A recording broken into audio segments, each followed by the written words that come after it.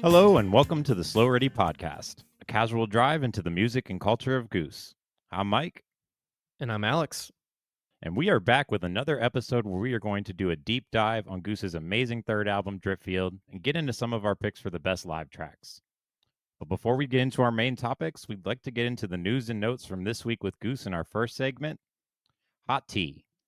So the main news and notes, and there are quite a few this week, is that we have quite a few shows announced for Goose, which is exciting. So I guess going in chronological order here, Goose is going to do their first appearance at Jazz Fest, which starts on April 24th. They will be a part of that first weekend as it is a 2-weekend event. So they're going to be playing actually on April 24th, the first day of the festival, which is a Thursday.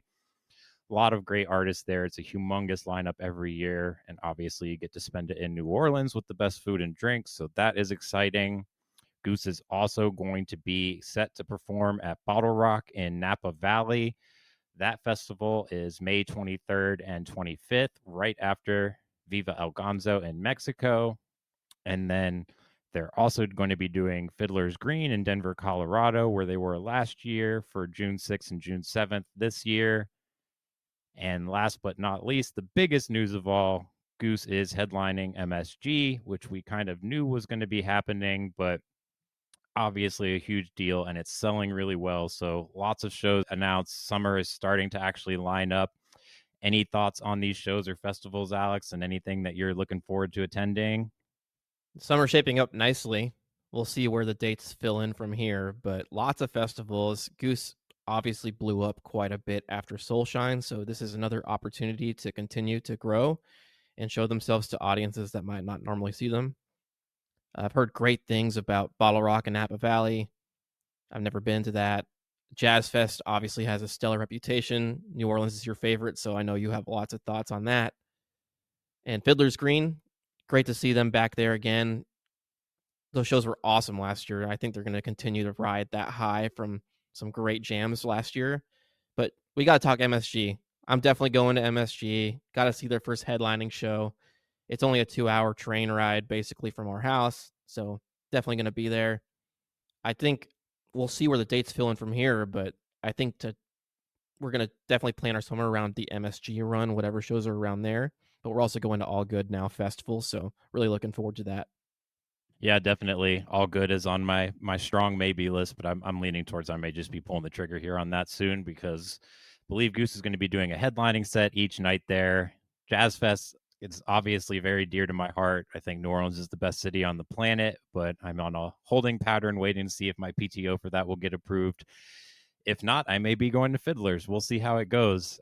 But definitely want to extend a huge heartfelt congratulations to the boys and how well this MSG event is selling. Obviously, we kind of knew it would happen, just a matter of when it's going to happen, but nothing made me smile quite as large as all the naysayers predicting that it was going to be an empty arena in New York. And what does Goose do? They have to actually add seats because the demand is so high. So one other call out that I'm just going to take a shot at the people online. They're all saying that it's just scalpers buying the tickets, but that still counts as a sellout, people. It doesn't matter who buys the tickets. So Goose is killing it. We never quite left Festivus, did we? Still plenty of grievances to get out. But you're absolutely right. We said it last week. It's really not that big of a leap to go from selling out in Queens to coming here and selling out MSG. It's just a couple thousand more seats in probably their most popular city, at least based off of our metrics from the podcast. New York is by far where we get the most listeners, so it makes sense that you go to a bigger venue there after having your biggest show of all time already last year. And yeah, nobody wants to take away from this accomplishment more than Goose fans on the online communities. I've noticed everyone saying that it's all bots and that, there's going to be plenty of tickets available the week of the show. And sure, there probably will be tickets available the week of the show, but that's for like every concert ever these days, unless you're Taylor Swift on the Eras tour. So really great accomplishment for the guys. Couldn't be more proud to be following this band at such a monumental time in their history. Yeah, they're blowing up and they absolutely deserve it. And It may surprise people on Reddit, but it doesn't surprise me at all. And I just don't understand why it's so puzzling to people that they can do 13K in Philly or Brooklyn, but then add 2,000 seats and it's suddenly impossible. They could never. It's all fake news. So it's just like, it's absolutely ridiculous to me. Nobody hates on Goose more than Goose fans, like you said. No, that's just the jam band culture, and hopefully we're here to change that a little bit, even if we air some grievances at times. Gotta air them from time to time. But I'll get off my pulpit. I'll stop talking crap. So we do have a great main topic to get into. Obviously, our flow down this week is the third album, Dripfield, which came out on June 24th of 22, and it's the first album produced by D. James Goodwin, which has turned out to be an amazing pairing with those two. And I love this quote from Rick about the album. I think it was an interview with Rolling Stone around that time. And he said, clearly the live thing is the main event at this point, but we love recording and want to keep exploring possibilities there. My hope is that now it'll be a little bit more balanced. We have no intention of changing the fact that we are a live band, but we'd all love to see the albums become something that they don't typically become for jam bands. And I think that's a really great overarching theme for this album. It definitely shows up in the work they did and, just generally what the goal was with this album and what they were trying to accomplish. So we went into this a lot more in depth on our Goose History episode. So if you'd like a little bit more context about Dripfield and its release, highly suggest going to check that out. But before we dive into the nitty gritty of the track listing here, Alex, any high level overview thoughts of the album? I think it's easily their best studio effort so far, kind of like we've echoed on previous episodes before, and definitely the one I've enjoyed going back and listening to the most, just because it's so unique and has such great fleshed out versions of songs in a different way than you get from the live cuts. We talked about that on Shenanigans a little bit, that the album versions from Shenanigans are very similar to the jams you see in the live setting, and this isn't quite as fleshed out in that way, but that makes it a more enjoyable listen. You don't know what to expect, and you get some really nice reimagined, unique versions of the songs, like I said. So Rick has talked about how much he loves being in the studio, and it's always going to be a passion project for him. So it makes sense that they're going to continue to prioritize this. And it's really impressive how much ambition the guys have as a whole in this band to make great studio albums. Yeah, definitely. It's arguably my favorite trait that they all share. They're just endlessly curious as musicians and they're always wanting to push new boundaries, whether it's with improv or their studio recordings. So no difference here. And maybe in my opinion, they may take it even further on this than they ever have before, as far as, establishing new visions for things and just, creatively tweaking things. And it starts off just continuing a trend from the first two albums. Goose just tends to knock it out of the park when it comes to these first tracks. And Born is the first track on Dripfield. No different here. What do you think on the first track? You nailed my thoughts. My first bullet point here on my doc is that Goose is 3 for 3 on picking studio album openers. It doesn't quite hit you in the mouth with as much tempo or energy as the other two albums, in my opinion, but it's a pretty perfect ramp up into the rest of the album while also maintaining being a highlight in and of itself. I've said it before, I'm going to continue saying it. This song definitely has the old school country vibes to it. It's got the smooth slide guitar in the background. Ben's drums serve as kind of a nice tension push and pull between a more subdued, chill song and a driving beat to keep things moving. So you get really nice, energetic feel to the song while it's also a slower, down to earth song with a lot of emotion to it. I think the keys in the background by Pete are a sneaky star in this too. Those simple little flares in the background just take that emotion conveyed over the top. And I really also want to shout out the music video on this. It really captures the feel of this song perfectly and kind of goes to show how much thought goes into all of the media of this band, not just the music itself. So just really wanted to highlight that because Born's probably my favorite of the music videos to watch. So excellent work. Yeah, definitely agree. Especially that music video, and it kind of ties some themes with the other music videos from around this area as well. So that was really cool. I really dig Born. I said on our first episode, it's maybe one of the most meaningful and deep tracks in the catalog. Totally agree with what Alex said about the country vibes. It's very cool though how it starts off with just that sparse, isolated guitar on upstrokes on just the same chord over and over again. It's just a kind of based around a one chord here. but the drums come in with a simple and interesting pattern. That melodic second guitar comes in. I think Alex said this in our first episode, but it's got almost shoegaze vibes in the chorus, which I think is dead on. And it's the epitome for me of simple but dense, because there's a ton of influences here, which kind of ends up being a theme of this album in general, especially embracing their indie side. But parts of it give me like a Dispatch or even like a Lord Huron or Vance Joy vibes, just from the standpoint of the intent of the song is beautiful and emotional, but there's an anthemic quality there as well. So just a fantastic start to the album, and I think that as a theme it kind of works really well with the second track, is also kind of ties in together. Yeah, it's funny you mentioned some of those other bands. I also have some of those names in my doc for different songs, so we'll get back to that a little bit later. But that's just the James Goodwin effect here. He's such a great producer, and they really wanted to highlight that indie side of their self-described indie groove band description. So really highlighted on Born, highlighted throughout the album, as we said, and really excited to get into this next track, Hunger Site. Yeah, so Hunger Site, we talked about this also in episode 1, because this album is so good. A lot of the best songs that you'd want to recommend to people first are from this album, but feels like it could exist in multiple decades and could be done by multiple artists. Just an immensely accessible feel of like Americana and California country. What are your thoughts here on this second track? I think it's pretty surprising that this song isn't their most popular studio cut, even after a few years of being out, because it's easily, I think, the perfect balance of well produced and catchy, but also deep, and you know, you can connect to the emotion conveyed in the song if you are a lyrics person. I think though that this 7-minute cut really captures the essence of the live version of Hunger Site in a shorter frame. You don't get that out of a lot of these tracks, in my opinion, but on this one, it's truly the case. You mentioned it, that iconic classic rock sounding riff takes us into the song, and it rears its head throughout. And you talked about it on Born too. Simple but dense. That's kind of the theme of a lot of Goose songs, in my opinion. But that simple 2 chord progression anchors the song, with everyone else kind of adding accoutrements throughout. Trevor's doing these bass runs during the verses. Ben's kind of doing some great hi hat and ride cymbal work, kind of inspired by one of his heroes, Carter Beauford, I feel like. And then, of course, you have Jeff just kind of holding it down with the percussion in the background as well. And instead of getting the kind of ripping guitar solo we get normally out of a live cut to end the song, it's kind of a slow fade out on variations of that main earworm riff that kind of serves as a perfect transition into Dripfield. So you get some uniqueness like we talked about, but also really captures what you want out of a Hunger Site. What do you think, Mike?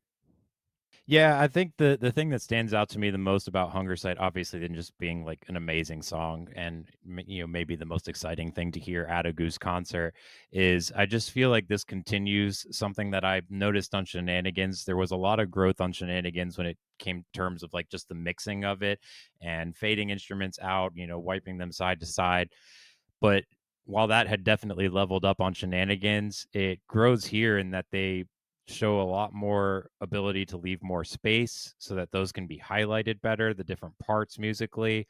So, like when Trevor pops up more in the mix for a standout piece of riffing, it's followed by a gorgeous, lightly played line by Peter on piano, and then the accompanying guitar rises. And there's all these singular moments and pieces, but they work so well together. And the job that they and D. James Goodwin did in the studio of choosing when to focus on a part or move on to the next part. It's just all so perfectly executed. And it kind of just further plays into that whole thing that, may become a repeated phrase for me when talking about this album, but just simple but dense. And that a lot of that is just due to the excellent mixing on this one. Yeah, that's one of the signature talents of this band. Not only are they incredible musicians in their own right, but they understand textures and sound and timbre super well compared to many other acts you might see that want to only use one kind of signature sound or really try to emulate Jerry or something like that. Obviously, you get the critiques that this is a Fish adjacent band, but they also are very unique in their own way of finding their own textures and sounds and unique vibes. Definitely, and that's kind of a perfect transition, because the third track, Dripfield, is one of the more unique songs that you will ever hear, specifically in a jam band context for sure. I don't think it's that much of an overstatement to say that next to Autumn Crossing, this is their best studio work, full stop. But yeah, before I get too deep on a tangent here, what did you think about the third track? I gotta agree with you there. I think this was the perfect name for the album because this is such a standout song. We immediately get into these church style chants coming out of Hunger Sight just to get started and add to the Goose's occult argument here. But Peter starts ripping that iconic synth sound at the beginning of Dripfield a few seconds in, and then you get this Tom's driven tribal beat from Ben to kick things up.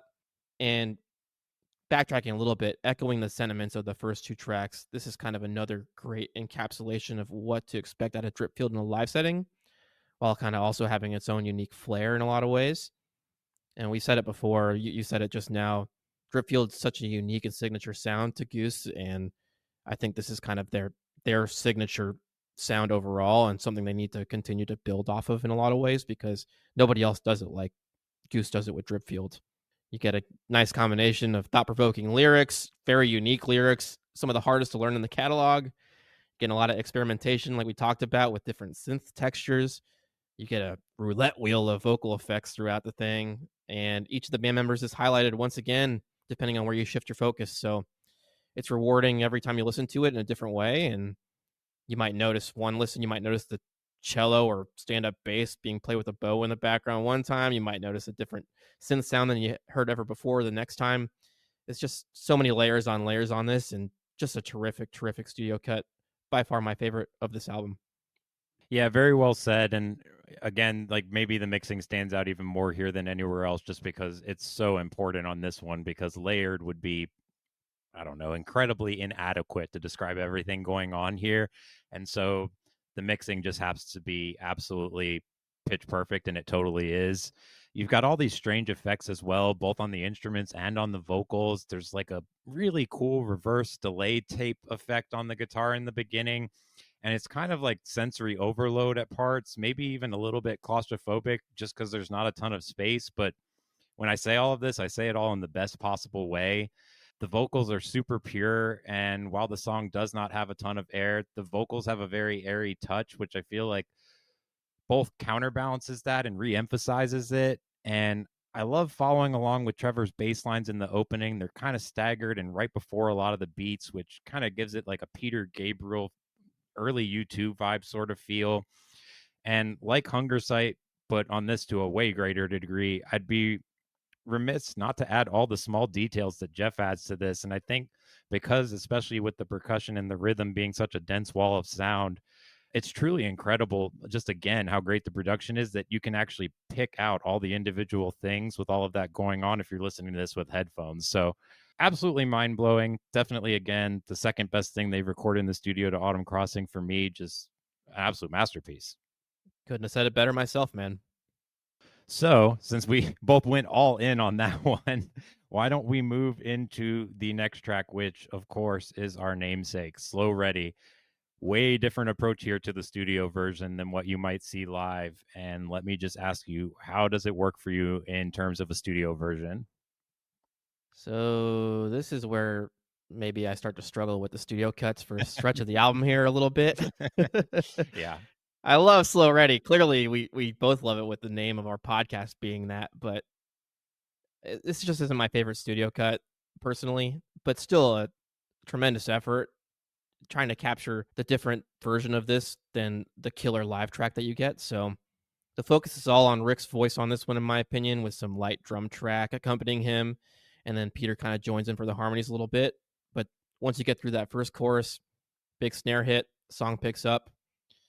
And it's slow ready, but it just sounds so overproduced, which is kind of ironic to say considering in the live setting it's got some of the most effects. Just wish it had more of like that natural sound that you get from the first three tracks, but also in the live setting. Get a pretty nice airy guitar solo full of some more slide work. That's kind of a theme throughout this album, in my opinion. And one of my biggest complaints is, at least maybe it's the speakers I was listening through, but I could barely hear Trevor on this thing, and we always want more Trev. So anyway, it wasn't my favorite, but still got to commend the effort in trying to make this unique. You and I, my friend, are, as usual, very like minds on this one. And yes, we do always want more Trevor in our ears. So that is definitely disappointing. I don't know, like, this is hard for me because it's got some electro R&B vibes. And is it a great pop ballad? Maybe. Is it better than live? Absolutely never. I mean, again, I will applaud them because they are, like I said earlier, always trying to just do something different with their songs. And I'm never going to complain about that because that is, kind of what I feel like the goal should be for all musicians. But, I'll try and focus on the positive. I do love the vocals and the layering. I dig the guitar solo. And the overall vibe is something that you could see yourself chilling out on a beach listening to or something, so I don't want to say that there are no positives here. There definitely are, and they definitely did do something completely different with it. And again, I'll, broken record here, but I'll always applaud them for trying to find different ways to execute their songs. But I feel like the missing jam is kind of crucial to the slow ready experience. And on this one, I had a hard time fully taking off my jam band fan hat here. So I'm not going to go so far as to say it's a bad song. I don't think Goose makes bad songs, but it will probably be a long time before I go back, is how I would say it. Yeah, and there's plenty of love for this studio cut too when you go out there and look at the sentiment from this album. It's just like you kind of said it great there. You get so attached to these live cuts, especially the ones that were around for a long time before this album dropped, that you need something that's unique to make itself stand out as a studio cut, but also grab you in a similar way or have something that really stands out in its own way that also sounds great. And this one just didn't catch my ear quite the right way, where you can say at least something might have caught my ear for all the other tracks on this album in some way that this one just didn't quite get there for me. Yeah, I love that. It actually kind of, I guess my overall philosophy tying into that would just be that, like, it's got to kind of be both things. It's got to bring something new for you, but you've also got to enjoy the experience. This one I can appreciate in that it brought something new, but especially when comparing it to the live version that we all know and love, I didn't enjoy the experience as much. So that's the part that was lacking for me, but I definitely appreciate the courage to, venture into the unknown. Yeah, keep doing it, Goose. Yeah, totally. Keep doing it. We're all here for it, even if it doesn't always hit for us in particular. It hit for other people, so Definitely. don't listen to us about not trying stuff. Yeah, you guys are amazing. So, yeah, just leave it at that. And then the next song on this is kind of an interesting choice. I feel like it's an interesting choice specifically for flow here. I don't know that I would have put this one in this spot, but we go into the Whales, which is probably a little bit more simple, at least in terms of the mixing from the songs that we've covered thus far. It's not nearly as layered and is probably a little bit more straightforward. But what are your thoughts here on the Whales? So I want it to be clear that I will take pretty much every live version over almost any studio cut. Just me and my taste. That's with Same. all music, not just Goose. But so I really struggled with this song at first, but it took a minute to grow on me as a studio cut, and I actually kind of really wound up digging a lot of parts of it after, kind of listening to this several times to get ready for this episode.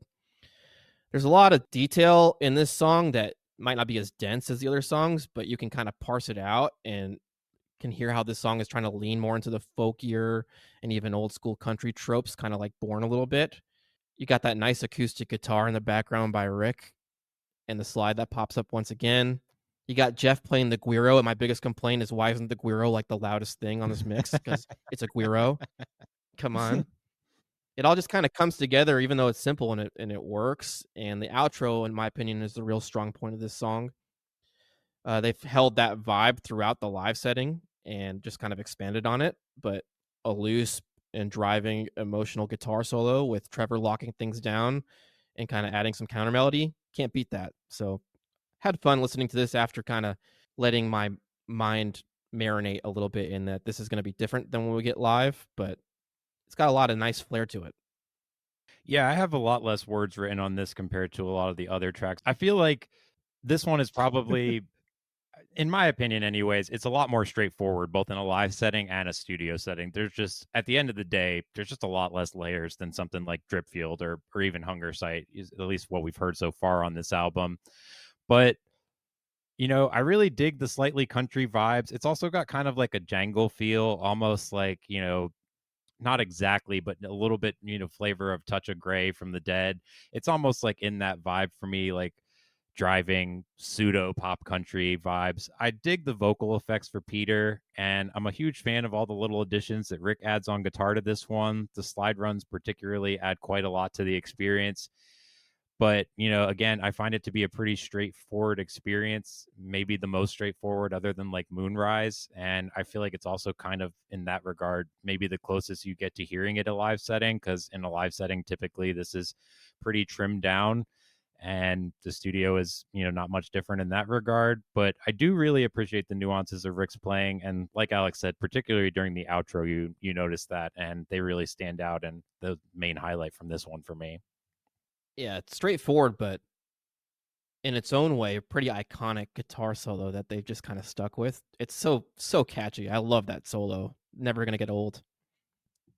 Definitely. Yeah, it's kind of like in similar to Mr. Action in that regard, in that it always kind of follows a similar theme, but it always hits like every single time. And then going in from that, we're going to go into, I have a feeling this might be our most controversial conversation of this episode, so I'm just going to say that in advance, but I'm just going to let my co-host kind of go off here. What did you think about Arrow, Alex? I got nothing nice to say about the studio cut. So as I was taught by my mom, R.I.P. If I got nothing nice to say, I won't say anything at all. So just a big thumbs down from me. No, I'll get into it. It's an interesting take on Arrow. It's not for me. I admire the experimentation. The horns sound super cool. I hate the vocal effect on this. The best parts of the song are when it goes quiet and it's just Rick singing, which means it's really not my thing. So I'm gonna let you talk about it, because if I had to murder one studio cut, it would be this one. Like, get out of here. I love the live version. I'm so attached to it, and this just did nothing for me. Okay, for everyone at home, that was a lot better than I thought it was going to be. Obviously, we've been talking about this album a lot this week, and I was kind of prepared for like a torrential downpour of just hatred and vitriol spewed at all of us about this Arrow, but he held back. So everyone needs to give props to Alex because that took a lot for him. I did. I may or may not have texted you the line from The Office with Toby, but just replaced it with Arrow, the studio cut, when he talks about being in a room with two bullets and Toby, Michael Scott. I might have replaced Arrow in that conversation. But anyway, let's get back to it. Yeah, so he's not really a big fan there. But anyways, I do like it. I'm aware of how much he hates it. And also, if you spend time on Jambid message boards like I do, the general population at large has a ton of people that absolutely hate this. So I will accept all the hate and name dragging for what I'm about to say. But I kind of love this version. The horns provided by Stuart Bogey, I think, work really well for the sound they went for here. It's kind of like a West Coast pseudo 311 or some of the ska bands I grew up listening to. It's very different from how it sounds live, clearly. So, also, if you don't like that like California style of music, I understand why you may hate this. Also, a little bit of touches of this band Beirut. Probably not as many people familiar with them, but similar sounds to me as them also. And I just want to be very clear here to contrast with Alex. I would prefer and hope they keep playing it live the way they do, because live Arrow is pretty awesome, especially the dark Arrow that we've been getting recently. So just want to make that abundantly clear. But just looking at it from the lens of a change of pace, a different take on this for an album song with a different approach, I enjoy the end product for what it is. It's not my favorite on this album. I don't mind the vocal effect for Rick. He obviously never needs any vocal effects because he's such a great singer, but he uses them intentionally. And for this song, I think it works for the vibe. But I'm going to stop talking because I feel like if I keep going, Alex may actually murder me. No, I won't. I've grown a lot this week. I've learned a lot of patience when it comes to having to listen to this Arrow several times. So, I'm in Zen mode here. Stay in your Live and let live. Stay in your happy place, buddy. We'll pivot to one that I think that you possibly don't dislike as much, and we'll move into hot tea here. So obviously, this is also a little bit different than what they do in the live setting. What'd you think of Studio Hot Tea? So from this stretch through the rest of the album, really love this album. So I really love this hot tea. It's probably the studio cut, as you mentioned, where my perception has changed the most since I first listened to this track. It's actually really fun once you kind of get over your attachment to the speedier live cuts on it. And it's amazing how much tempo can make a difference in how you perceive the song's genre and just some of the overall the parts don't change on a lot of it, but you perceive them totally differently in a slower setting. So you get more of a bluesier feel on this slowed down version than you get kind of from the funk version you get in the live setting. The horns are absolutely incredible. It's basically like I feel like everything they were trying to do with Arrow that didn't work for me with the horns and all that works for me here on this hot tea. I think that the descending synth by Peter is a nice indie feel on this one, a nice little touch by James Goodwin on this to make this more of an indie tune. They nailed the singing tones of both Peter and Rick on this. I think Ben isn't really over the top on this with his drumming, even though it does sound a little too electronic drum tracky for my personal taste. I really like the clean sound, but I'm here for it. It still sounds great. Jeff's loud and clear in the background, playing the hand drums, playing the bongos and stuff like that. I think this is one that they could try to sprinkle back in like they did at Radio City Music Hall when they debuted the album down there, and sprinkle this in every now and then, a nice slowed down version, and change the pace, because maybe they'll do that at Jazz Fest when they're surrounded by all these incredible horns players. Who knows? But it's kind of fun. It really grew on me, so I'm here for it, even though I might have not liked it 6 months ago. I'm really glad that you came around on this one because this is one of my favorite studio tracks that Goose has done. I don't remember the name of the show, but I do think that they did have a previous show in New Orleans at some point where they did do a version of this with a horn section, and it was really, really cool. And I do hope that they do that again, especially if they have the opportunity to work with any of the numerous great horns players that will be in New Orleans for Jazz Fest weekend, because that's kind of what it's all about. Every musician is there. But I just love them absolutely nailing the feel and groove of a classic 70s style tune. Like, it sounds like it could have come straight out of 1974 by any of those classic artists like the Gap Band or anyone that's like similar to that. And in that way, it kind of feels like time travel for me because it gives me the impression that the song had to have been made by someone else at a different time. And it's really just Goose tackling yet another genre absolutely perfectly. And it's an explosive dance party live, but in this setting, I just feel like it's more representative of what great, authentic, pure funk is. And I love all the nuances that Pete adds with the different keys and clav. I love, how Ben is almost like carbon copying the rhythm straight out of bands like the Gap Band. And so I think for the goal in mind, making a great studio version of a 70s style funk song, I think they nail it. It's perfectly said. I think this, out of all the songs on the album, I think this might be the one where the studio cut and the live cut, it kind of nails the assignment of being different enough but enjoyable. It's like the perfect combination of those two where you can love both and they're so different. So really, really wound up enjoying this. Well said. I'm glad you came around, buddy. That's a big relief for me.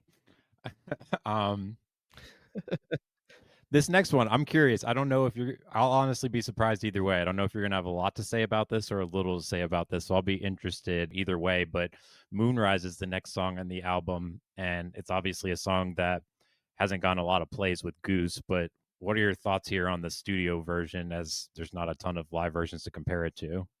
Yeah, I think this is a great, very Paul Simon feeling song with the different cadences of the chord changes and the vocals, and it kind of being really difficult to kind of play and sing at the same time sometimes.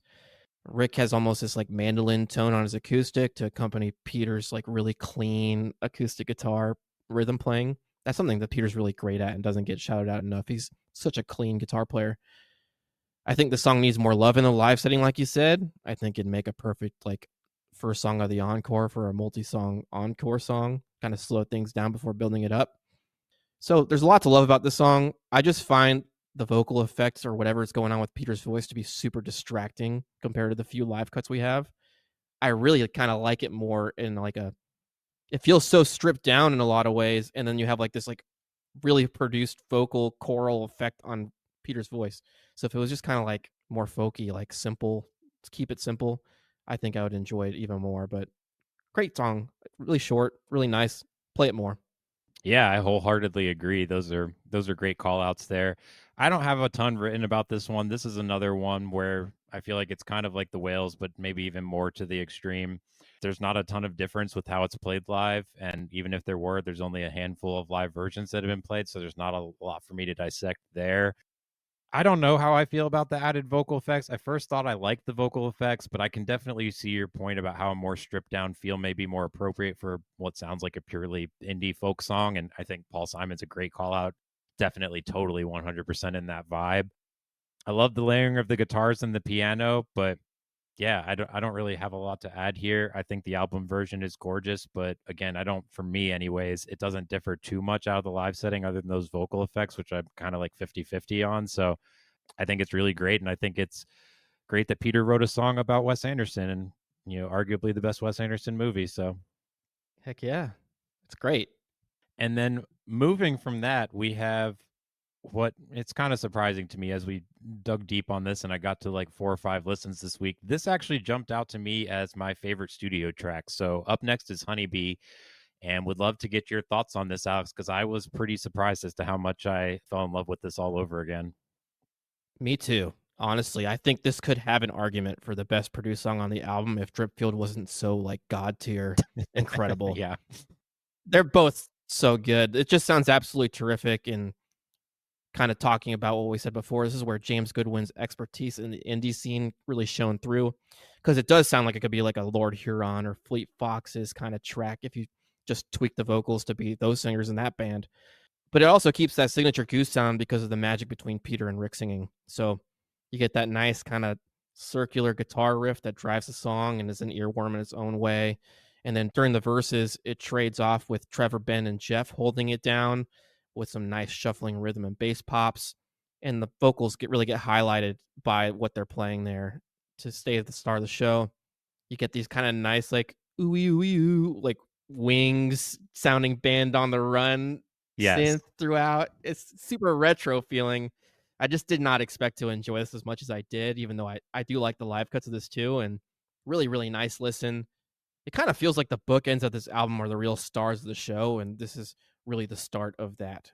Yeah, that's a good way to look at it. The first three, last three, kind of, really just perfect songs. But I just, I knew I liked Honeybee, but after multiple listens, it's so damn spacey and trippy, and yet somehow finds a way to walk the line and also be super approachable and an absolute earworm, which is not an easy combination to nail whatsoever.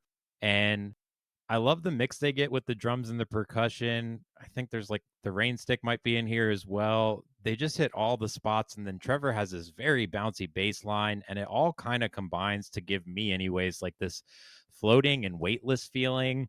You have this great riff on guitar that gives way and makes for the progression of the piano. I really enjoy the sort of like ethereal effect on the vocals, and also just like how there's these spaces after the chorus where it feels like the song is kind of expanding and almost breathing to an extent. And it also just feels like generally as you move through the song, it keeps growing and sprinkling in gradual additions that you may not like notice in the moment, but then, a few seconds go by and you're like, this has gotten so much bigger. And you get more of a delayed effect from these guitar chords. And then Peter adds in some synth as well. The drums also become more dense, and it just feels like you're kind of taking on an odyssey. Like he said, Fleet Foxes is a great comparison. I also get like little bits and pieces of the Flaming Lips, Wilco, maybe even like the Shins, an indie artist in that vein. But I was just absolutely floored by how much I love this. Great call outs. And I love hearing your passion for this. Such great references to other artists as well. I totally hear that as well. Big fan of the Shins, by the way. I gotta listen to them Same, again. It's been a while, same. but great studio cut. Really fun listen. I'm really glad that we went through this exercise in large part because I got to dive deep into this Honeybee and really enjoy it. And I really want to catch the song live now, just because I'm so passionate about it after this album review.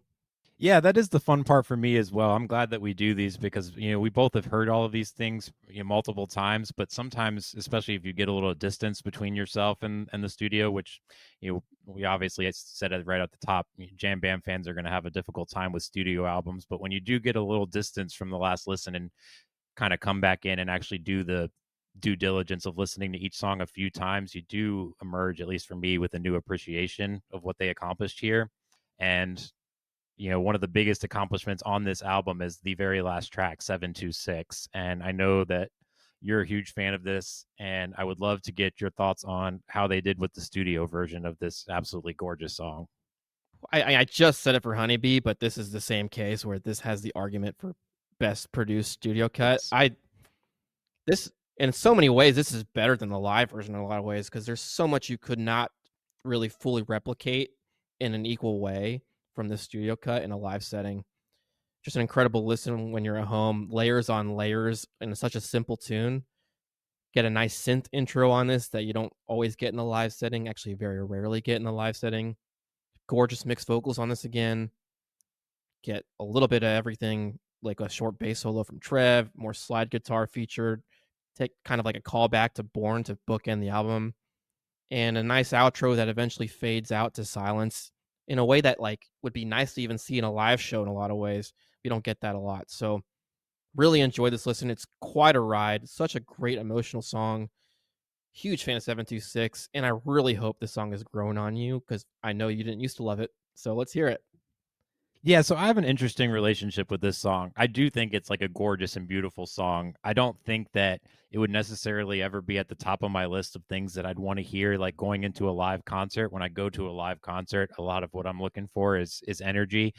And so, you know, this wouldn't be top of my list, but then you think about getting it at Goosemas, it was one of the highlights of the weekend for me. So, it's definitely an amazing song, and I might actually prefer the studio version, like you said, to the live. I think I kind of may join with you on that because, It's fair. yeah, I think they're able to kind of take you to the place that this song is trying to take you a little bit more efficiently and a little bit more thoroughly on the studio version.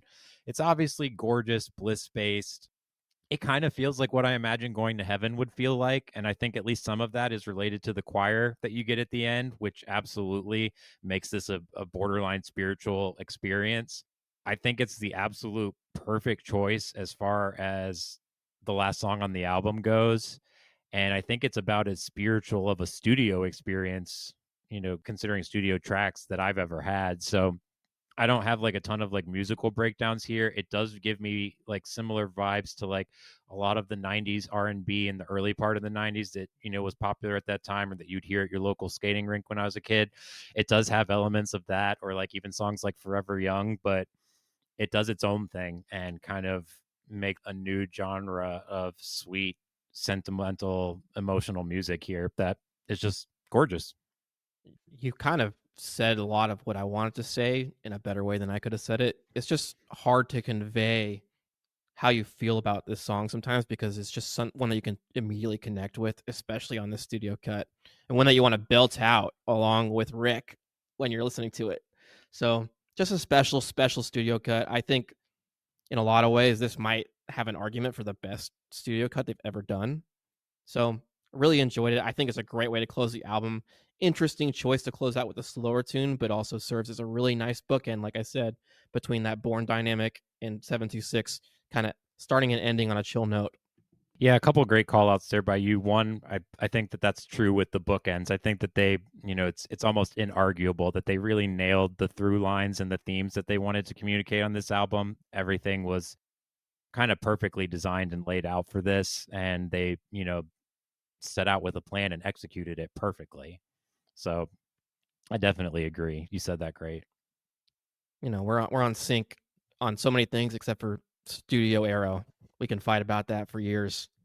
It's all good. I know that I'm in a very, very small pool for that one, so no worries. You're really not, in my opinion. I've seen lots of people who love it. It's just not for me, and that's okay. But this album is for me. Yeah, there we go. That's good enough. Any like final like high level thoughts or just like overall takeaways from the album before we get into like some of our favorite live picks of these songs? No, nothing too crazy. I think that this is a great studio effort, like I said. I think we've seen huge growth in the community and even in listenership on this podcast ever since Soulshine. Lots of newer fans, and I think this is the perfect gateway to get a new fan into Goose. It maybe someone who's not as into jams or is very like new to the jam scene might want some shorter tracks to kind of learn the songs. This is perfect, and these are great songs and great studio cuts. Even if I don't like them all, plenty of people do. So really want to shout that out as a great way to convince your friends to like Goose. Even though maybe just don't do that because we got a tough enough time getting MSG tickets. No, I'm always going to want the most people possible to be listening to my favorite band, so please do. Of course, I'm I know kidding. you are, but just to make sure everyone at home knows you're kidding as well. But it's definitely true. I've personally heard, I don't know how many testimonials of people that this was their introduction to Goose, and it's been a successful testimonial for a lot of people because a lot of those people that heard this album then just dove all the way in. So whether you start with live stuff or you start with this album, you can't go wrong when it comes to Goose. But this album is a really good starting point if you have anyone that's on the fence. Well said. So with that, I do want to hear, what did you think was the best version of Born, or at least the version of Born that you want to recommend to the people at home? So this is my favorite part of the episode, the standout live cuts. Yes, Always enjoy both this. of us. Uh, so I went with Born from August 17th, 2022 at the Dillon Amphitheater in Dillon, Colorado.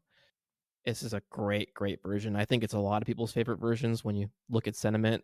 And I wanted to, validate my opinion when I was putting this together. So Yes. the main portion of this song is just as excellent as always, just like it is on the studio cut. And the jam out of that main portion of the song is so sentimental and passionate. It's even like a little layer over the top than you usually get out of a Born, in my opinion. And after hitting kind of a spiritual peak coming out of that main portion of the song, things kind of get into that space-filled groove that we're accustomed to seeing now these days, but was fairly new at the time. Highlighted by Trevor playing some really funky bass and Rick dancing around him with some great melody that he seemingly pulls out of his ass, like in any given situation. I don't know how the guy does it. And after kind of exploring that groove for a few minutes, things get slowed down even more to kind of patiently build into a new section of the song, which wasn't always typical during this era of Goose. Usually jams were kind of like all energy, pedal to the metal all the time with Ben, which was fun. But this was a really patient jam, which was nice. Rick locks into kind of his octave fuzz sound, like he likes to use a lot of the time, and we get some tumble teases halfway through this, which is fun. And Peter locks into the kind of this like Latin inspired key, kind of sounds like bullfighter music in a lot of ways that the band really latches onto, and they kind of close out the jam with this kind of Latino epic driving outro with plenty of space for the crowd to throw some woos in there. So really fun listen all around. I think it's a really, really cool version of this. Yeah, it definitely is. It's definitely got a very solid argument to be one of the best, if not the best Born. And like a lot of Borns, it starts off in that chill atmospheric precursor to 2001 style jam, and like you said, moves into Latin flared dark section and into this back and forth swingy call and response movement that spirals out of control at the end and moves kind of perfectly into Dr. Darkness, which occurs next in that show. So great Born, and you're totally right. It may be the best Born for sure. For mine, I picked Born from this past year, June 4th, at the factory in St. Louis. And it starts off in that chill, nondescript, atmospheric space, just like yours does, with, touches of the 2001 Space Odyssey vibes, but rolls into this smooth, groovy, funky space that goes into a really nice peak. And they find their way into this like strange, off kilter, slightly disorienting groove with like the muddiest bass from Trevor ever, and lots of synth painting the room, and some of the dirtiest guitar that I've heard from Rick as well, and close it out with this extremely playful finish that's equal parts funk party and also a little bit of classic rock. And that was my favorite Born from last year, so went with that for my pick. So good. That's a great Born. And those St. Louis shows, they get love, but I don't think they get enough love sometimes just because there were so many great shows. Definitely a little more pep in the step of this Born during the singing portion of the song. I think it was a little quicker to start. And then, like you said, the first part of this jam might not stand out to anyone who's listened to a lot of Borns, but I think it's like 19, 20 minutes in, something like that. Trevor and Cotter kind of lock into this like slapping the bass on Yeah. groove. I love you, man. Yep. Taking the jam over the top. Again, Peter, once again, talking about him on the last, or my version of Born. He locks in and does his thing with this kind of sparkling texture over the top. And Rick and Trev trade off taking charge throughout this jam until the ending that you mentioned. And I got a little bit like rockabilly vibes out of that solo in a lot of ways. That it's just kind of like a amazing adventure you go on with this Born in over 30 minutes. What's not to love there? Yeah, you're right. It was a little bit of genre and a blender there at different points, but that's part of what makes it so exhilarating. Just a really fun listen. And then, of course, next on the album, we go into, maybe the GOAT song, Hunger Site. What did you go with here? Obviously, tons of options to go with Great Hunger Sites. Yeah, there's endless options on Hunger Site here, and I'm usually the guy who's shouting from the rooftops that just because a jam is like the longest version or super long doesn't always make it great. Sometimes there's a lot of vamping going on, but hot damn, this is the longest version of Hunger Site, and it's longest by almost 8 minutes, and it's an incredible roller coaster ride. So I went with the April 14th, 2023 version from the Salt Shed in Chicago. I think this is the song that made the band be convinced that they got to release this as an official release because it's insane. It's just insane. The jam just like hits the ground running immediately, going into Mario Kart Rainbow Road mode to start. Warp speed groove on this thing. Sick riffing by Rick, giving me kind of similar vibes to what we talked about on our New Year's Eve recap during Factory Fiction, where Rick just hit like God mode and he's just like in the zone. And then a little bit halfway through the song, Peter hops on the organ for a little bit to kind of transition us into a slower, reverb fueled, funky reggae meets the evil circus feel that transitions us into a Bliss section that builds and builds into one of the most triumphant and incredible Bliss peaks you'll ever hear this band do. I just, like I said, this is the reason they released this as an official release. This is incredible. The GOAT Hunger Site, in my opinion. Yeah, it's definitely up there. And to your point, like back then, like Goose was just like peaks on peaks on peaks. It was like kind of like what they were known for to a certain extent. Like nobody's thrown this many peaks at you.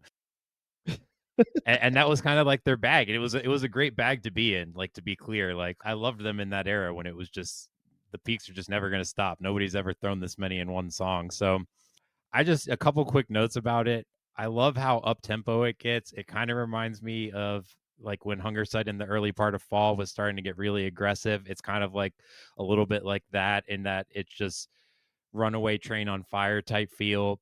Peter giving you like all of his angry piano in a cowboy saloon fight type deal. And it just Rick returns the favor with like an extremely juicy set of runs, and they get into this like sublime haunted reggae vibe for a bit that is super cool before moving into this like sparse atmospheric vibe reminiscent of like Bob Don a little bit, and then they bring it all home with this epic size soaring blissy finish. Just he's absolutely right. It's up there for GOAT Hunger Site if it isn't the GOAT. So amazing version. It's an incredible ride and one of the highlights of the old era of Goose before Cotter came on, which kind of transitions us into your version of Hunger Site here, which also has an argument for GOAT, if you ask me. Yeah, this is my GOAT Hunger Site now, and the main reason why is it kind of teased me up perfectly here. I don't think that Goose from 2023 could play this jam that I'm about to list out. So my pick was none other than 12, 13, 24 from Goose Miss.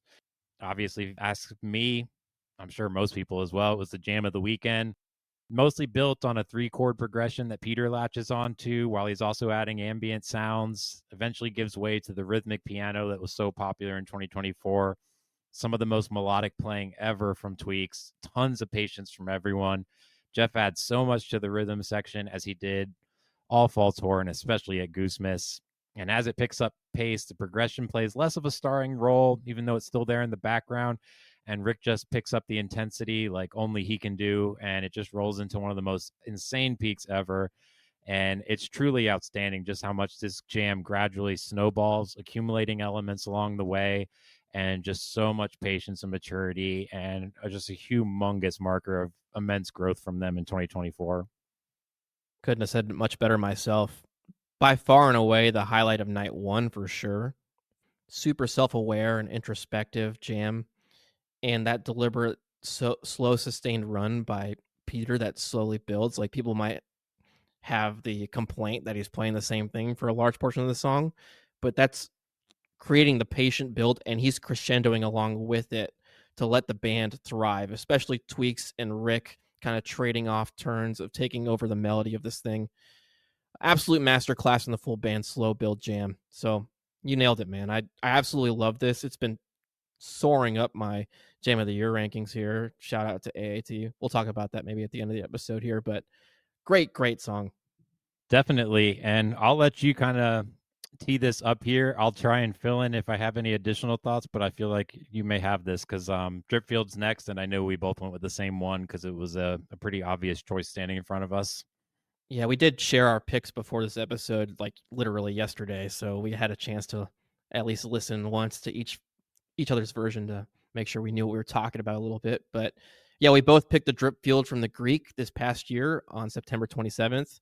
And I want to hear your thoughts too. I want to let you take over because I think you have this super high on your favorite songs of the year. But man, what a ride this version is. I think it's easily the best version of Dripfield ever. And there's so many great versions to pick from over time. But it's easily my favorite version for sure. And a prime example, again, of what this band is capable of now that Cotter's holding down the rhythm section. Super patient on this jam again.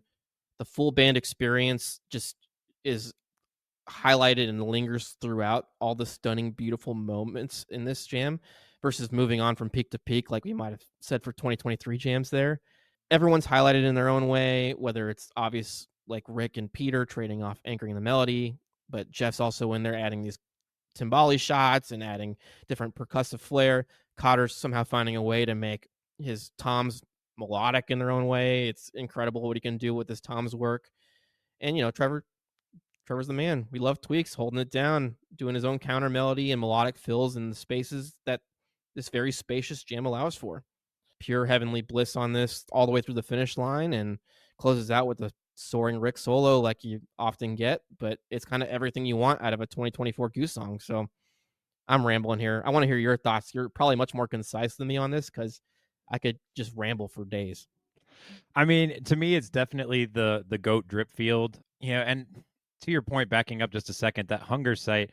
I definitely have seen what you've seen as well, where some people criticize it for relying too heavily on a singular progression. But I sometimes wish those people would keep the same energy for this Dripfield because, I mean, it has a brief opening section, but most of this jam is kind of structured around the same thing, but it doesn't make it any less epic or beautiful. I mean, for a good while, this was my jam of the year. It's not anymore, still in my top 10 solidly, though. But I just, you'll see like things like Big Modern from Homedill or the Pancakes from Cuthbert get slammed by people for having too many short sections and not really fleshing out an idea. And then when Goose takes an idea and seriously fleshes it out and just gradually stretches it and adds elements, people will complain about that. So I really don't know how happy you can make people. I think You can't. you can't. And I think, to me, this is just my opinion, but I think, one of the best parts about Cotter joining this band is that I don't think that these slow one or two theme gradual builds where you're just adding elements slowly but surely, I don't think that those were occurring very much in 2023 and before. And so to me, the jams that show the most maturity and the most growth are jams like this Dripfield or that Hunger Site from Goosemas, where they are showing the patience to stick with a concept and really mine it for all of the gold that's in there. So I really love this. It's an absolutely glorious peak. It's at least top 5 Bliss sections that they did in 2024. Super spacey, ethereal, gorgeous, all the interesting soundscapes. I'm just going to keep it high level, general level, because Alex did a great job with it, but it's definitely the GOAT Dripfield. And yeah. It's similar to what we were talking about when we were talking about studio cuts in 726, where it's so incredible. It's almost hard to describe what you're experiencing because you get such an emotional response listening to especially the jam portion of this song. So love it. Amazing version. So glad it got extra shine on the official release too. They mixed it great. So really want to shout this out. If you somehow have not listened to this yet, go check it out. 1000%. And so obviously this next one is very important to both of us because it is our namesake here. Slow Ready. What did you go with, Alex? I think your pick is actually very, very cool. Yeah, I went with the March 3rd, 2022 version from the Fillmore in Charlotte, your neck of the woods, buddy. And you ever listen to a Slow Ready jam and think like, man, I wish this party was even longer? That's literally one of our commandments here at the podcast. And in large part, that's part of this. That's because of this jam here. Like, it's almost a 20-minute banger. And I don't know how you can listen to this without like smiling ear to ear the entire time. Kind of get a little bit longer than normal standard arpeggiator jam on this, but then about like 13-ish minutes in, Peter starts to slow it down, and we get a key shift in this really cool shoegazy psychedelic inspired portion of the jam to close things out that actually eventually serves as a transition point into Hot Tea that came next in the set. So the entire show, I can't suggest it enough. It's one of the best shows of 2022 in my opinion. But this Slow Ready, it's one of the longest versions ever, and it's such a treat to listen to. I cannot suggest it enough, and it's up there competing with Money Ready if that was able to qualify for this, but it was not. Yeah, if Money Ready would have been cheating, but I totally agree. I think that this is inarguably probably the GOAT version of Slow Ready, and I actually have a different song from this picked out later on here. So yeah, definitely echoing Alex, this show is very, very well worth your listen. I love the moving the pitch of the arpeggiator loop, which is kind of like what the additional section is based around. And when Peter adjusts the pitch of it, the loop actually kind of sounds very similar to the Stranger Things theme, which obviously they took over on the Halloween here recently. It's a little bit different, but it's in that same vibe. And they've got this like sparse feel that they probably could have taken even further than they did. But even as far as they take it, it's still a lot of fun to listen to Rick work his magic within this setup and in between the circular drum pattern that comes in along with the progression that's added in. And then the keys that come in on top of the arpeggiator really take this thing off to a new space that I definitely would love them to revisit some point. And then lastly, like, yeah, what he said, the transition there into Hot Tea is just absolutely outstanding. It's on, I know we've talked a lot about segues in 2024. This segue is on par with some of their best segues from 2024. It's just ridiculous how subtly Rick is able to sort of subtly imply those nuances of Hot Tea while still firmly remaining in this jam. Just unbelievably glorious stuff. Yeah, some really great observations by you there. I got to listen back for that Stranger Things call out. That's pretty damn cool. But going into that transition game we talked about, that's something I'd like to see come back because this goes along with your pick as well, which we'll get into in a sec. But they kind of use Slow Ready as a transition gateway several times in the year. So let's hear your version, kind of getting into that a little bit. Yeah, mine's not nearly as exciting as yours. So if anyone listens to a Slow Ready from this episode, please listen to Alex's, not mine, not the album versions. That would be my recommendation. But the one I went with was same year, December 30th, 22, from the Andrew Brady Center, part of their New Year's run. I believe this is the December 30th. So we said this, but most Slow Readies are pretty static. Honestly, a lot of songs from this album actually are. This one has a cool little bit of an additional section after the arpeggiator jam where Peter takes the loop and morphs it into a slightly different pitch and key. And so you get this really cool late stage section. It's just a couple minutes, but Rick follows along and starts adding layers, and it moves into what I think would actually sound pretty cool at like the end of a 726 jam, as it has that same kind of blissy, uplifting vibe. And it's just a cool minor tweak on the typical jam setup for this one than what you normally hear. Yeah, you nailed it there. I think this is still a really great fun version. Get some great soloing out of Rick in the main portion of the arpeggiator jam. And going back to what I just said just a few seconds ago, this serves as a transition into this old C, which is really cool. Like you can go from a super high energy song like Hot Tea, Slow Ready goes into that. You can also take it down and get into this old C. So super cool. I think that we would love to see that back in 2025, getting some sneaky Slow Ready transitions into songs you wouldn't expect. Yeah, 1000% all for that. And I don't have a ton of notes on this next one, but what did you go with here for the whales? Not a ton of notes for me either. I just went with the longest version of all time from the Armory in Minneapolis this year on September 14th, 2024. Sorry, last year. Good grief, it's 2025, Yep. people. But yeah, we've talked about it. There's not a ton of variety on the live cuts of the whales, but really just wanted to shout out this Minneapolis show in particular because kind of like those St. Louis shows, this one's a great show that got a lot of love in the week that it was dropped, and then kind of other shows overshadowed it, but it's a great listen. Yeah, definitely. I liked your pick here. It's got just like a tint of darkness to it almost. Like it's almost just a little bit of the Madhuvan shine to it. And I think that that's really cool. It adds like a little bit of a different texture to it. I don't have a ton of notes on mine either because, like I said, this is a pretty static song in a live setting. But I chose 6/18/24 from Red Hat Amphitheater in Raleigh. I just picked one from a show that I went to. It was the opener at that show, and I just thought that it set the tone nice for the evening. And it's not a lot of differences, like we said, but there is a tiny little bit of ambient energy to start this one off, just a little bit of almost like they're waiting to settle into a direction before they actually get into the intro proper, and it just adds a little bit of mood to the evening. And so yeah, just a little extra there on that one. Great version. I mean, I always enjoy the Whales, especially as an opener. Sets the tone great for the night, like you said.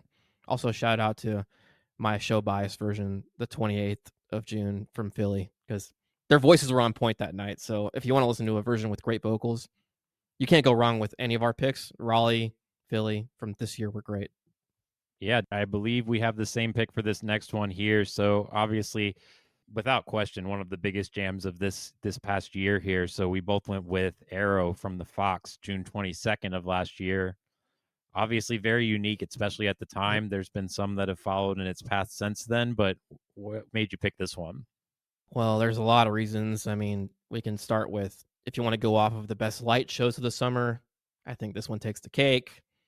I think I can't even imagine what it's like being there. It broke my heart. I couldn't go because I'm originally from Atlanta and moved up to the Northeast. So Definitely.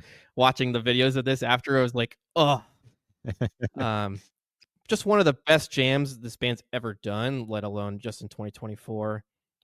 The band kind of gets off their main motifs. It takes a while on Arrow usually, but about halfway through the total song length, it kind of just completely takes a tone shift into like a darker territory, and you wouldn't have no idea it was Arrow sometimes.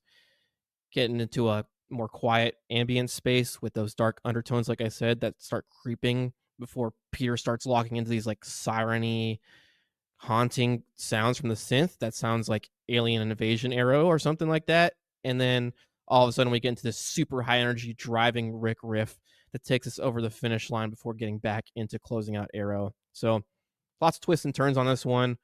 We love some Dark Goose here. We're here for it because we have black hearts of death. And yeah, love Arrow. Yeah, no, definitely. It's obviously one of the best jams of the year. I think I currently have it at number 11, but it starts off with a funk in a blender section at the beginning, like Arrow typically does. It does end up favoring the atmospheric, airy space with those ethereal touches sprinkled in. I love how Alex described it when it moves to the very atmospheric, spooky alien landing, alien invasion, whatever vibes you want to go with there for the label. It's extremely psychedelic and experimental, and it ends with absolutely one of the most furious finishes from the year. And I think it's definitely, inarguably, some of the best Dark Goose from 2024 or of recent memory, even. So, Yeah. And also want to shout out real quick that that portion that we're talking about with Rick ripping was used in all of the Riker videos promoting the tour for the fall. So really great stuff.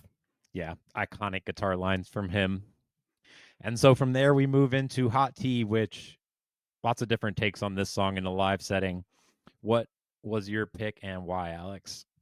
I went basic once again, but I had to go with Thompson's Tea, dude. Everyone knows Thompson's Tea who's listened to this band for a few months. Yes. From July 6th, 2023 in Portland, Maine. And you have to pick it because this version just absolutely slaps. Like, you know, it's going to be different early on, even in the mid song jam, because it gets super quiet. And Peter kind of goes into this chirpy synth transition that takes us back into the main jam, but it's just kind of unique. And you would never expect to hear that if you listen to a lot of Hot Teas. And then, you know, we get back into Hot Tea, energy's back up, and we close out the jam with a funk that shifts into some of the best bliss jamming you'll ever hear out of Goose. I'll keep this short because we're going long. I really don't want to spoil it for anyone who hasn't listened to this, but really similar vibes in a lot of ways to the bliss you got out of some of the tumbles in 2024. So, like, if you're a big fan of the Cap tumble or the Man tumble, you'll really like this version of Hot Tea. Yeah, I didn't even realize how long we were going. I'll try and keep my point short too. I really want to make note of what he said. The first solo break in this song before you even get to the jam, oh my God, is it just like one of the most original things you'll ever hear with Goose? It's like spooky circus vibes. It's like the only way that I could come up with to describe it. Like, that's the only thing that was ringing in my head. It's like Yes. haunted merry-go-round. Like, I mean, just absolutely unreal. and then goes to this Electric Avenue vibe near the end. Just so much fun. Every time I listen to that, I remember all over again how great it is. I picked 82121 from Fed the Festival, and funk's my favorite genre, so I like when Hot Tea sticks pretty close to a funk formula, as it's one of the most reliably funky songs in the catalog. It kind of has a cool beginning where they let Trevor just kind of go off in the spotlight, and some of the most talking you'll hear ever during a jam too. Lots of little comments from Rick during it, which are fun to hear back. And it has a super distinct tension build slash breakdown in the last section that just sounds like it's warped and tweaked to the max before an electric finish. Just the kind of fun, loose energy I count on for Hot Tea to bring to a show. You said it super well. Early portion of the outro jam kind of gives me like the Jamiroquai feels. So disco groovy. And the way that the band can just pivot so quickly into sprinkling different ideas and genre into their song, always mind blowing. But especially on this T, gets a little psychedelic at times. Leaves a ton of open space, like you said, that allows for some crowd response, even in some ways. That just kind of works in the middle. Really unique. Yeah, 1,000%.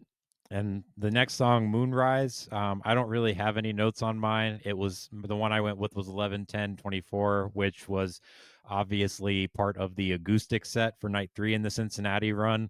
There's only 3 times that this has been played by Goose, a little bit more by Arevalo, but that was obviously just a very special night overall, getting to see Goose in the acoustic setting. So that was my reason for picking it. But I'll cede the rest of my time to you, good sir. What one did you pick?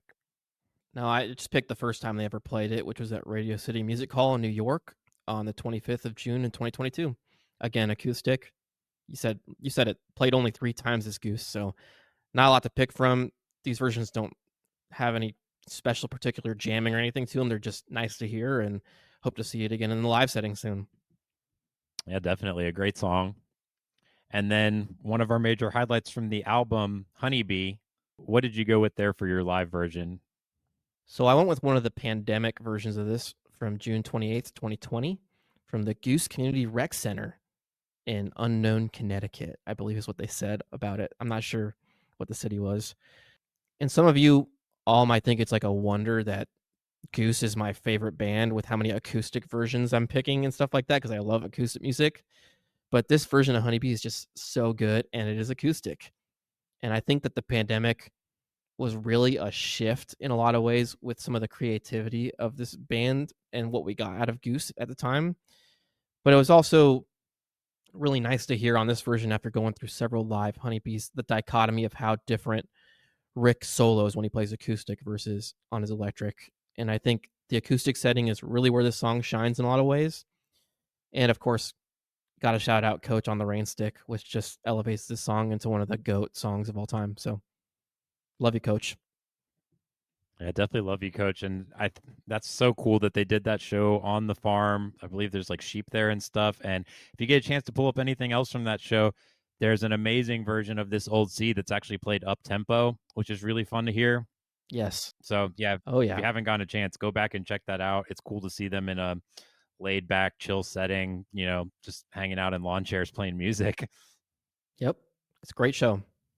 My Honeybee actually comes from that same Fillmore Charlotte show that Alex picked a song from. Fortunately, these last 3 songs on the album just don't vary a ton for me in the live setting. That's why I don't have a ton to say on them. But that being said, this one has a very gorgeous outro.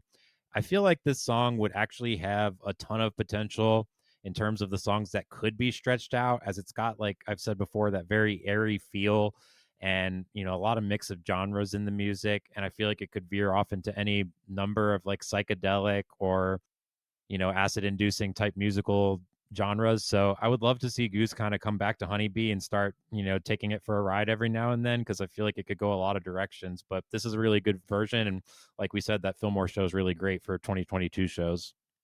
Totally. Must listen. And then last but not least, we just have 726. So I think you picked 2 for this one, Alex. Why don't you tell us about those 2? I'll just stick to one just because we're going Okay. so late on this, but I could talk about 726 for a long time because I love this song. Sure. I'll go with the June 19th, 2021 version from Legend Valley in Thornville, Ohio.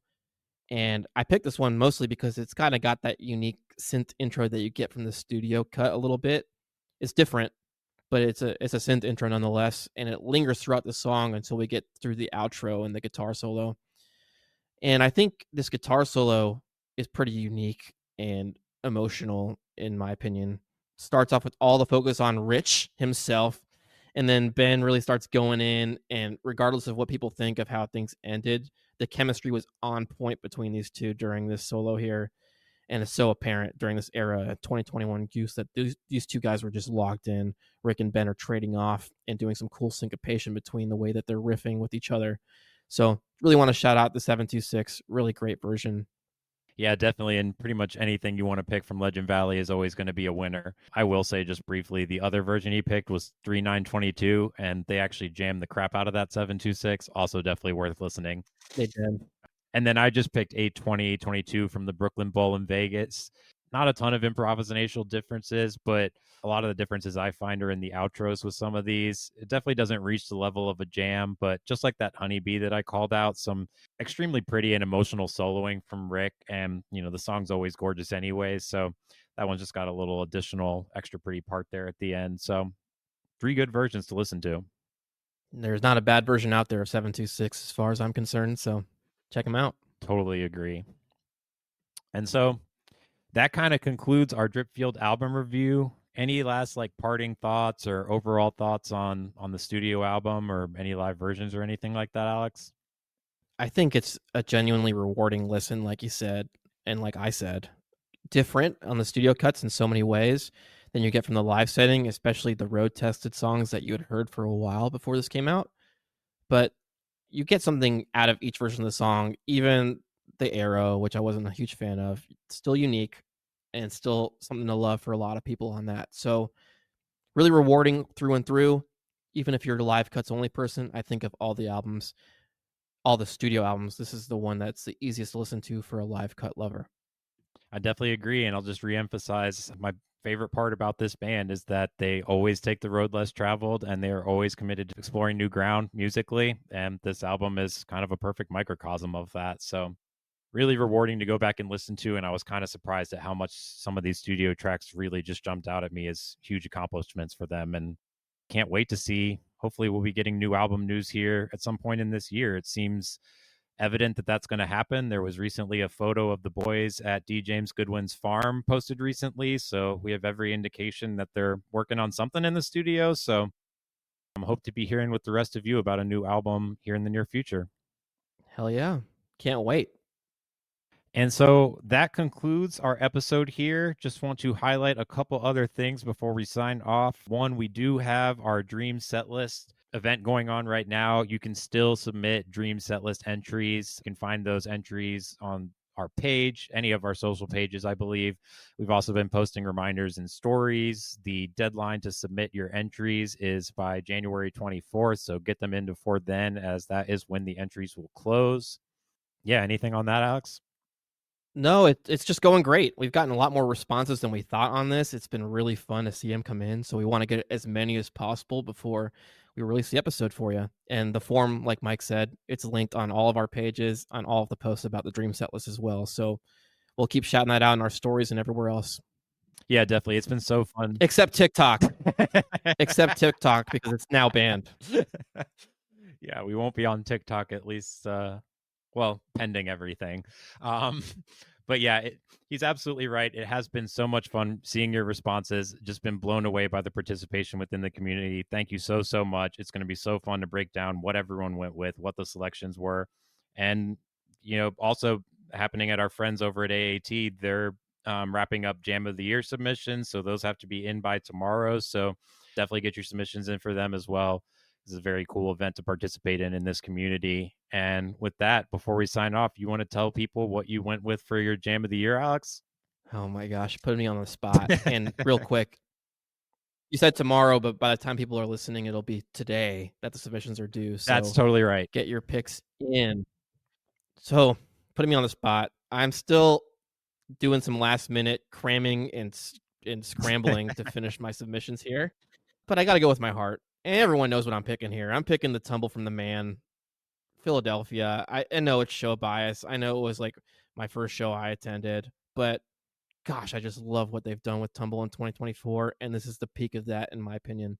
So I could ramble about it for months, but I won't. I'll just leave it at that. How about you, Mike? What'd you pick? That's a great pick. Solidly in my top 10. After much wrestling last night, I think I had 5 different songs in the number one spot at a different point. I think I have finally committed and landed on the San Diego Madhavan. So that kind of when it first Hell dropped yeah. and we did that recap episode, I told you at the time, I think it might be my jam of the year. And I think that I just kind of have to trust my heart. And I'm pretty confident nothing else is going to get moved in there at this point. So I think that's my winner. But stay tuned. Maybe it changes before tonight. We'll see. I'm gonna do my damnedest to convince you to split. No, I'm kidding. That's a great pick. Lots of great jams from Goose in 2024, and this was a lot of fun. We'll be off this coming week, so there won't be a new episode this week, but very much looking forward to in 2 weeks coming back and talking about all of your great selections for the Dream Set list. It's going to be a lot of fun to get into that, and we can't wait. So just want to thank you all so much for listening and the support. And please follow us anywhere on socials at Slow Ready Pod. Send us an email. We'd love to chat with you. And yeah, thank you so much. Until next time. We'll see y'all around. Submit your dream sets. Later, guys.